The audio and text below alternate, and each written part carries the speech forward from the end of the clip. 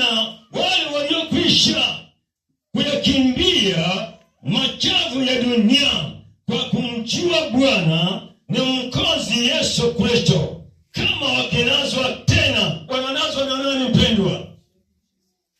Wananazwa na nani? Kama wakinazwa tena. Haleluya. Amen. Kama wakifanya nini?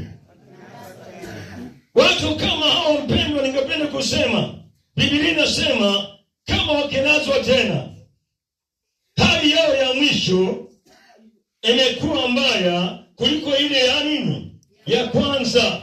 Biblia inasema kuendelea chini ya 21, maana ingekuwa heri kwao kama wasingalijua ile haki iliyoko kumjua kisha nasema nini? Haleluya. Ingekuwa afadhali, Biblia inasema wangekuwa afadhali kama hawangeweza kumjua nani?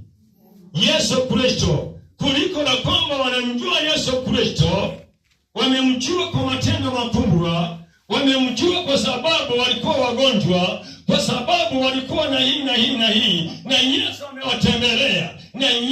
amewatembelea, na baada ya kuwatembelea akawapa muujiza. Waliokuwa na magonjwa mbalimbali Yesu akawaponya. Waliokuwa wana ukweli wa Yesu Kristo wakafundishwa. Baada ya kufundishwa wakajua ukweli. Baada ya kufundishwa Yesu ni nani, wakajua Yesu ni mwana wa Mungu. Haleluya. Baada ya kujua Yesu Kristo ni mwana wa Mungu, Roho wa Mungu akawafundisha kupitia kwa watumishi wa Mungu. Haleluya.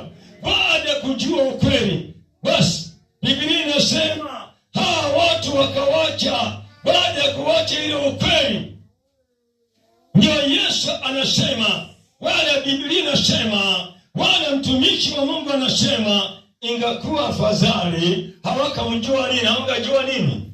Ukweli, kuliko kujua ukweli, kuliko kuonja ufalme wa mbinguni, kuliko kujua ukweli, licha wakawacha ile ukweli. Bwana kusaidie na nisaidie. Haleluya. Kuliko kujua nini? Ukweli, kuliko kujua ukweli ni kujua njia za Bwana. Kadhalika wakafanya nini?